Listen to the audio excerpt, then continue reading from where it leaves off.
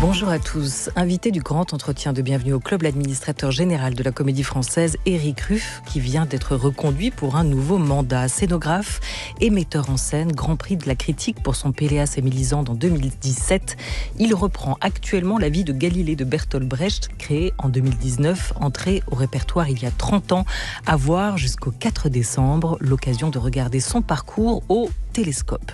Éric Ruff sera rejoint à partir de 12h50 par Joël Hudevol, directeur du département des arts du spectacle de la BNF, où a débuté l'exposition Molière, le jeu du vrai et du faux. 2 lecteurs avec qui on ouvrira le Book Club, notre club de lecture consacré aujourd'hui à Molière. Près de 30 ans après son entrée au répertoire monté par Antoine Vitez en mars 1990, vous reprenez, Éric Ruff, la vie de Galilée de Bertolt Brecht, pièce écrite par l'auteur allemand dès 1938 et qui l'accompagna pendant 15 ans avant sa version définitive de 1954. Bonjour Éric Ruff. Bonjour. Comme son titre l'indique, la vie de Galilée, la pièce retrace la vie du génial astronome et physicien italien du XVIIe qui mit au point une lunette astronomique et confirma ainsi le système de Copernic, la Terre tourne autour du Soleil. Une découverte envers et contre tous, idées reçues, censure, inquisition, extrait avec Hervé Pierre en Galilée, Jean Chevalier qui joue son élève, Andrea Sarti. Alors, nous avons tout de même compris certaines choses. Non, j'ai seulement dit ça pour l'étonner, mais au fond, c'est pas vrai. La chaise, et moi avec, vous l'avez seulement tournée sur elle-même, de côté comme ça, et pas comme ça, hein? Parce qu'autrement, là, je serais tombé. Et ça, c'est un fait. Pourquoi, alors, Monsieur Galilée, vous n'avez pas basculé la chaise en avant? Parce qu'alors, il serait démontré que je tomberais de la Terre également si elle tournait ainsi. Ah! Et voilà pour Je t'ai vous. pourtant démontré. Mais cette nuit, j'ai découvert qu'alors moi, si la Terre tournait ainsi la nuit, eh ben je pendrais la tête en bas, et ça, c'est un fait. Voilà pour cet extrait de la scène 1, de l'ouverture presque, de cette pièce que vous mettez actuellement en scène à la Comédie Française, Éric Ruff. C'est une pièce de Brecht qui fait l'éloge de quoi? Du savoir, de la connaissance ou du doute? Et c'est une pièce de théâtre complète, c'est ça qui m'a fasciné.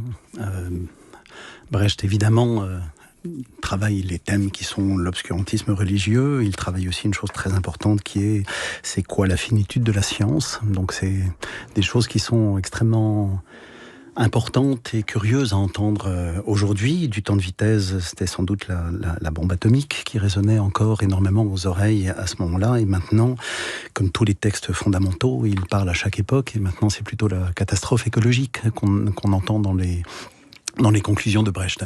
Mais c'est pas une pièce qui est simplement pédagogique, c'est une pièce qui est paradoxale, c'est une vraie pièce de théâtre. La manière dont Brecht parle de ce Galilée, qui d'ailleurs n'a pas inventé cette lunette, qu'il a améliorée. C'était une lunette qui existait déjà. Voilà, ouais. Il a presque piqué le brevet pour le faire lui-même. C'est un personnage, oui, paradoxal, qui est comme un moustique qui s'approche de la flamme catholique en pensant qu'elle n'est pas dangereuse et que sa science et que la vérité sera plus forte que le dogme. Pourquoi paradoxal?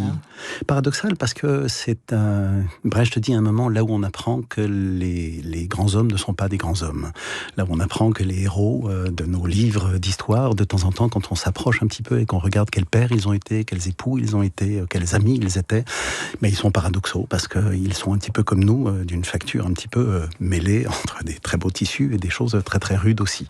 Et donc c'est aussi le portrait d'un homme, c'est ça qui est magnifique. Et puis, dans la pièce de Brecht, on le suit pendant 30-40 ans, le personnage. Donc on le voit à un moment où il est à Padoue et c'est un professeur de mathématiques qui ne gagne pas assez sa vie, qui est obligé d'avoir des élèves privés qui viennent de la haute société et qui se moquent des mathématiques, qui n'ont pas envie d'avoir ça et qui n'arrivent pas à avoir du temps pour ses recherches fondamentales jusqu'au moment où il va écrire ce qu'on appelle les discorsi, donc c'est des choses que l'Europe entière attendait parce qu'il avait une clé, c'est comme une clé de voûte de compréhension qui appartenait vraiment à Galilée et on attendait, mais comme il s'était rétracté et qu'il avait dit qu'il ne travaillerait plus là-dessus, il a fait un peu comme Michel Strogoff, il a fait semblant d'être aveugle et il commençait à perdre de la vue, mais les dernières lueurs de sa vie ont été consacrées à l'écriture en double des discoursi qui sont partis en Allemagne à un moment et qui ont fait que la science a pu redémarrer sur ces thèmes-là. Ce paradoxe de l'homme et du génie, du créateur, on en parlait récemment avec le documentariste Frédéric Weisman autour de Tolstoï et du film qu'il a réalisé dans sa relation avec son épouse. On peut en parler aussi à propos de Galilée, comme vous le faites, mais alors du coup, où est la place du metteur en scène dans tout ça? Votre manière de réinterpréter? Est-ce que vous allez chercher à améliorer l'homme, à le montrer dans toute sa complexité? Est-ce que vous avez envie aussi de lui redonner ses lettres de noblesse? J'ai toujours l'impression que les lettres de noblesse appartiennent à la complexité. Et que là où on n'est pas noble, justement, c'est quand on fait semblant d'avoir un avis sur les choses et qu'on l'impose un petit peu. Donc il faut montrer les failles. Oui, l'art du théâtre, j'appelle tout le temps ça une carte d'état-major qu'on pourrait développer pour que les gens puissent avoir l'équation complète et avoir les tenants et les aboutissants. C'est un art qui permet encore cette chose-là. Et Brecht, encore une fois, est d'un équilibre absolument dingue là-dessus. Parce qu'il aurait été très facile d'en faire un héros moderne, un novateur, en but à l'obscurantisme et à la bêtise d'un système organisé politiquement pas bon. Mais il met dans la bouche des contradicteurs de Galilée des choses qui me touchent encore. Il y a un petit moine qui est une scène extraordinaire, et le petit moine qui est mathématicien et qui est entre la mathématique et ce qu'il a vu des phases de Vénus, il n'arrive pas à dormir tellement c'est contradictoire, dit à Galilée, si je dis à mes parents qui sont des paysans en campagne et qui sont fatigués et qui ont un labeur absolument atroce toute leur vie, si je leur dis qu'ils ne sont même pas la 16e roue du carrosse, qu'il n'y a pas de carrosse, et qu'en fait ils sont perdus dans une chose infiniment petite et infiniment grande dans laquelle ils ne comptent pas, comment est-ce que leur douleur va pouvoir se justifier à leurs propres yeux? Vous demandez à un imam, à un rabbin, à un curé, à un pasteur actuellement de répondre sur cette chose-là, je pense qu'il bafouillera un petit peu sa réponse. C'est quand même des choses qui restent, voilà, la complexité de la foi ou de l'agnostisme, enfin voilà, toutes ces choses-là. Vous venez de dire, Éric Ruff, carte d'état-major pour le théâtre. Ça veut dire quoi? Que la scène est un champ de bataille, que le théâtre est aussi un art de la stratégie, non, alors de la guerre. Je fais plutôt, c'est l'état-major qui n'est pas un bon terme. Les cartes que je dépliais quand j'étais jeune éclaireur et que je devais me balader dans la montagne. Vous étiez scout? J'étais scout, absolument. Ah ouais. Et où je voyais toutes les courbes de nivellement, etc., qui sont toujours des graphismes assez beaux, et avec comment c'était marqué. Ça me faisait toujours rêver, cette chose-là, et j'adorais quand la carte était très vaste, et que finalement, dans cette vastitude, j'avais des possibilités diverses, et de pérégrination et de compréhension. Donc si vous avez été scout, et je n'ai pas été Jeannette, mais j'imagine que vous avez fait des feux de bois, des feux, beaucoup. Et que vous avez beaucoup regardé le ciel aussi. Donc vous avez trouvé avec cette pièce La vie de Galilée quelques réponses aux questions que l'ado scout se posait. Oui, des nuits à la Bellette, comme on disait. C'est ça, à la belle étoile. Il est à rebours de l'époque, Galilée, justement. Comment une simple découverte astronomique peut remettre en cause tout un système de pensée, jusqu'à la place de l'homme dans l'univers. Vous ne saviez pas tout ça vous-même quand vous regardiez le ciel à l'époque. Mais cette pièce interroge aussi notre capacité de réception de telles découvertes. Oui, et notre crédulité. Et là où Brecht est très fort dans sa pièce, c'est qu'il décrit des disciples qui seraient des disciples bibliques qu'on connaît, les disciples de Jésus qui posent le filet, la houe, etc. pour suivre dans une pauvreté celui qui les mène. Et il décrit en fait ceux qui suivent Galilée, le petit moine Federzoni et Andreas, ce jeune homme qu'on a entendu là dans la bouche de Jean Chevalier. Ils ont la même crédulité, la même foi, et ils se sentent trahis avec la même violence que ceux qui croient. Donc en gros, ceux qui croient et ceux qui ne croient pas, finalement, tombent absolument dans les mêmes pièges. Et encore une fois, la pièce de Brecht est absolument exemplaire de cet équilibre-là. Quand je parlais de cartes où on a les creux et les bosses, et on a absolument tout, c'est un théâtre magnifique pour ça. Et puis il y a la présence d'Hervé Pierre aussi, tout simplement. Alors, on va venir. 10 ans après Peer Gynt, vous retrouvez ce grand comédien de la troupe, de la famille de la Comédie Française, le choix d'Hervé Pierre en Galilée. Ça s'est imposé. C'était déjà le cas en 2019 lors de la création? Où il est arrivé pour... Non, c'était déjà le cas. C'était déjà le cas. Là. Oui. Je dois à la vérité le dire que je cherchais un rôle, en fait, pour Hervé Pierre, parce que j'avais très envie de retravailler avec cet acteur monstre. Et j'ai regardé, parce que j'ai beaucoup travaillé avec Roland Bertin, que je salue, qui est en Bretagne. Il y a une sorte de filiation entre Roland Bertin et Hervé Pierre dans leur profil, dans leur parcours à la Comédie Française. Et j'ai regardé ce qu'avait joué Roland Bertin. Et donc, je suis tombé sur cette pièce de Brecht, La vie de Galilée, qui avait été une merveille mise en scène par Antoine Vitesse. Et donc, j'ai proposé le rôle à Hervé. J'ai proposé que nous compagnonnions tous les deux dans cette histoire. Alors, vous venez de dire acteur monstre, mais dans la présentation de la pièce, il est dit acteur monde pour Hervé Pierre. C'est quoi un acteur monde ? Comment il peut, à lui tout seul, porter cette terre sur les épaules ? Est-ce que c'est par... Les acteurs monde sont les acteurs qui peuvent tout jouer et qui refusent de ne pas tout jouer. Il n'y a pas si longtemps, d'ailleurs, j'ai entendu Hervé dire moi, on a tendance à me proposer Sganarelle, mais je peux tout à fait jouer Don Juan. Je sais très bien ce que c'est, je sais très bien sur quoi ce rôle est architecturé. Et c'est en ça que c'est des acteurs mondes et monstres. C'est des acteurs qui savent faire avec des rôles perdants, qui savent faire avec des rôles gagnants. Ils peuvent tout jouer. Et puis, monstres, ogres, j'allais dire, ils ont un appétit insatiable. Et alors, quel est le contraire de l'acteur monde ? Parce que la question d'après, préparez-vous à cette question-là. C'est est-ce que tous les acteurs c'est l'acteur régional. Alors, est-ce que tous les acteurs de la Comédie Française, de cette troupe que vous supervisez aujourd'hui, Éric Ruff, sont des acteurs monde ? Est-ce qu'il faut ça pour être à la Comédie Française ? Pouvoir tout jouer ? Oui, bien sûr. Pour pouvoir tout jouer, ne serait-ce que dans le sens où, dans une alternance, on peut jouer de petits rôles et de grands rôles. Donc ça fait pas appel aux mêmes muscles, mais ils sont capables de le jouer. Et puis, j'engage toujours des gens dont je sais que je ne sais pas si c'est une bonne définition, mais dont la bouche est réveillée, c'est-à-dire que la bouche est capable d'intégrer de l'alexandrin, du vers libre, des traductions, de la prose, de l'improvisation, etc. Il y a des acteurs qui sont univoques, et dans cet univoque-là, je ne dis pas qu'ils sont régionaux, mais dans cet univoque-là, ils ont une vérité tellement grande qu'ils peuvent faire toute une carrière dessus. À la Comédie Française, le répertoire proposé est tellement divers qu'il faut quand même avoir des instrumentistes dont la lecture à vue et dans la bouche, dont l'instrument vocal peut intégrer toutes ces différences-là. Qui est les dernières recrues ? Le ou la ? Je crois que c'est Nicolas Chupin. Et juste avant, c'était Séphora Pondy. Alors le problème quand on est à la Comédie Française et qu'on y est si bien qu'on n'a plus envie d'en partir, il faut quand même penser... si Hervé veut en partir. Il va en partir. Ouais, Hervé Pierre, je viens plus. Je comprends ça. Non, Hervé va en partir parce qu'il a 15 ans de maison. Il est arrivé, comme Roland Bertin, avec une immense carrière avant lui. Et puis... Mais il est nécessaire ce renouvellement. Oui, et puis alors on pense toujours qu'on part violemment de la Comédie Française, donc je suis toujours très très heureux de pouvoir annoncer des départs qui sont consentis, parce que Hervé a encore une carrière derrière lui, qu'il a adoré être là, mais que voilà, il m'a dit j'ai envie de poser mon cul sous mon pommier. Voilà. C'est bien lui. Ça fait image, c'est bien lui. Je crois que tout le monde vous rougissez un peu, hein. Voilà. C'est pas vos images. Vous, c'est les cartes d'état-major, on l'entendait, les bouches vives. Voilà. C'est pas mes images, mais je la comprends parfaitement.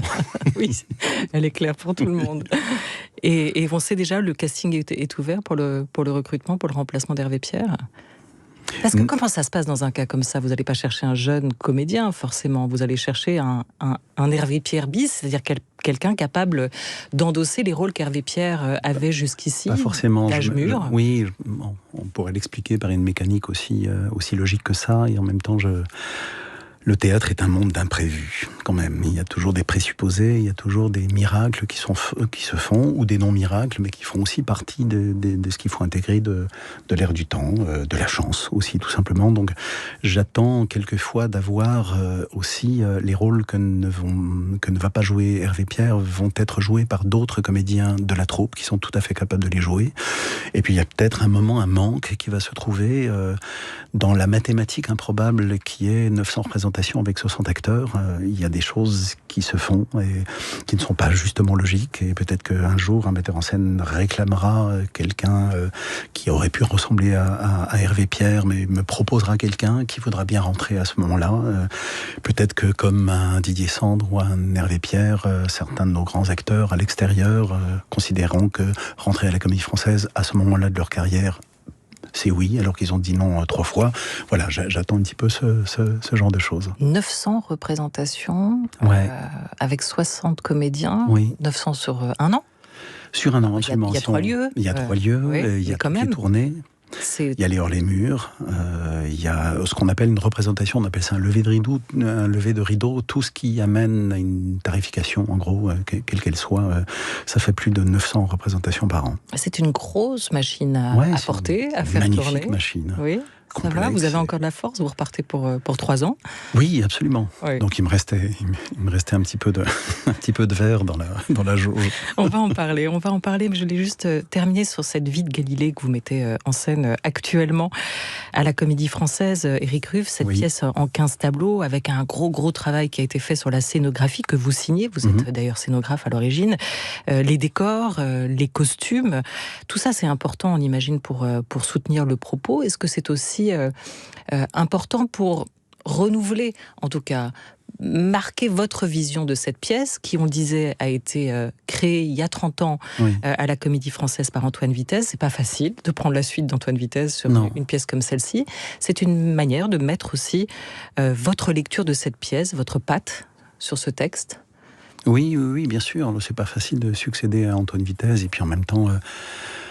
il y a une captation qui est très belle, mais que tout le monde ne regarde pas. Et il y a des générations qui arrivent, et la Comédie Française a ça comme mission de redonner les grands textes du répertoire avec des acceptions pas modernes, mais du temps dans lequel ils sont proposés. Et puis ça n'aurait pas de sens de refaire la même chose, de toute façon. Ça n'aurait pas de sens de refaire la même chose, même si, encore une fois, l'acteur même, entre Hervé Pierre et Roland Bertin, je pense que Vitez, s'il avait connu Hervé Pierre, il aurait pris, je crois qu'il l'a connu d'ailleurs, mais il aurait pris Hervé Pierre si Roland n'était pas là.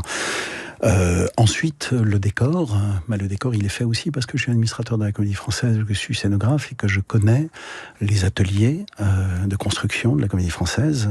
J'ai la chance de diriger un théâtre avec des ateliers dédiés, ce qui est une chance absolue, des ateliers de costumes et des ateliers de décor. Il y a des peintres extraordinaires aux ateliers de décor de la Comédie Française, et je leur ai proposé de faire des copies de tableaux de Frangelico, de Rembrandt, des grands maîtres, et on leur demande pas souvent ça, de faire du figuratif, c'est de moins en moins le cas, et ils ont besoin d'exercer leurs pattes. Donc voilà, le scénographe que j'étais était content, et l'administrateur que je suis aussi était d'accord avec le scénographe. Voilà, et des costumes signés Christian Lacroix, pour cette vie de Galilée, dont on va écouter un deuxième extrait. Où donc est Dieu? Que veux-tu dire? Dieu, où est Dieu? Pas là-haut. Pas plus là-haut qu'on ne le trouverait sur Terre si là-haut existaient des êtres et qu'ils le cherchent ici. Et où est donc Dieu? Mais suis-je théologien? Je suis mathématicien. Non, tu es avant tout un homme, et je te demande où est Dieu dans ton système du monde? En nous? Ou nulle part? Comme l'a dit celui qu'on a brûlé. Comme l'a dit celui qu'on a brûlé. Et c'est pourquoi on l'a brûlé il n'y a pas 10 ans. Mais parce qu'il ne pouvait rien prouver, parce qu'il l'affirmait. Galilée, je t'ai toujours connu homme adroit. 17 ans durant à Padoue et 3 ans à Pise. Tu as enseigné patiemment à des centaines d'élèves le système de Ptolémée prôné par l'Église. Avec Copernic, tu l'as enseigné. Mais tu l'as tenu pour faux. Parce que je ne pouvais rien prouver. Et tu crois que cela fait une différence? Toute la différence. Vois, Sacredo, je crois en l'homme. Cela signifie que je crois en sa raison. Sinon, je n'aurais pas la force. Alors, je vais te dire quelque chose. Moi, je n'y crois pas. 40 ans parmi les hommes m'ont enseigné qu'ils ne sont pas accessibles à la raison. C'est faux. Montre-leur la queue rougeoyante d'une comète et ils sortiront de leur maison en courant. Mais dis-leur une phrase raisonnable. Éprouve-la 7 fois par la raison. Ils riront tout simplement de toi. C'est absolument faux. Et Dieu dans tout ça, Éric Ruff, il n'est pas dans la distribution. Il n'y a pas d'acteur pour l'incarner. C'est normal? Oui, parce que Dieu est toujours incroyablement présent dans son absence. Voilà, il n'a pas disparu. C'est comme ça qu'il est très fort. Mais d'ailleurs, on entend le rire de la salle sur ces quelques répliques. Où est Dieu? Que veux-tu dire? Mais Dieu, où est Dieu dans ton système du monde? Il répond pas là-haut. On a beau savoir que nos églises, nos temples sont assez désertés, qu'il y a des crises de la vocation, etc. Cette chose qui nous taraude, quelle que soit la génération, reste encore incroyable, intimement d'actualité. Donc on nous repose cette équation-là et les gens en rient tellement ils ont soif. Et il est où, du coup, dans le théâtre, dans la mise en scène? Il passe par la lumière, il passe par les chants, parce qu'il y a une dimension spirituelle, philosophique et onirique dans cette pièce. Mais comme je vous décrivais l'équilibre de Brecht sur les thèses, antithèses, il me semblait aussi que... comme Galilée est un croyant, qu'il fait une révolution tout en étant croyant, comme un Athénien dans le cheval de Troie, je voulais absolument représenter ce que la religion catholique a suscité d'art, de beauté absolue, et qui sont dans tous nos musées, pour lesquels on est capable de faire des centaines de kilomètres pour aller les voir. Donc en équilibre aussi, je voulais que Galilée soit dans une chose qui n'est pas simplement critique, mais qu'on puisse lui opposer ce que la religion peut susciter de grande beauté et de poésie aussi. L'administrateur général de la Comédie Française, scénographe et metteur en scène, Éric Ruff, est notre invité jusqu'à 12h30.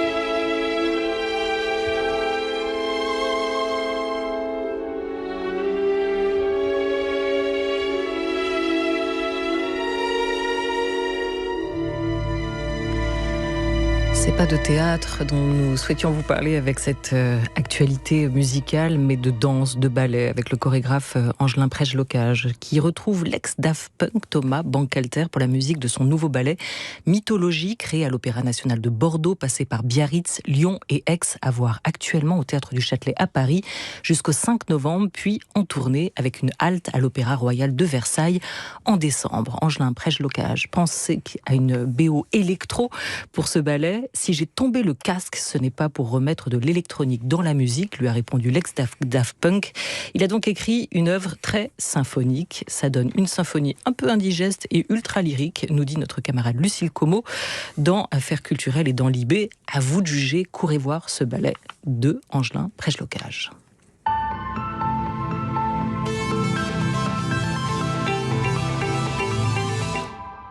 Éric Ruff, vous entamez votre 3e mandat à la tête de la Comédie Française. Vous allez continuer à élargir le répertoire. Dans quelle direction? On va quand même noter pour le précédent mandat l'arrivée de 2 cinéastes à la mise en scène dans les murs de la Comédie Française. C'était Christophe Honoré, c'est Arnaud Desplechin. Cette ouverture-là, elle était quand même très sacrément nouvelle à la Comédie Française. Quels vont être les axes de cette nouvelle programmation, de ce nouveau mandat?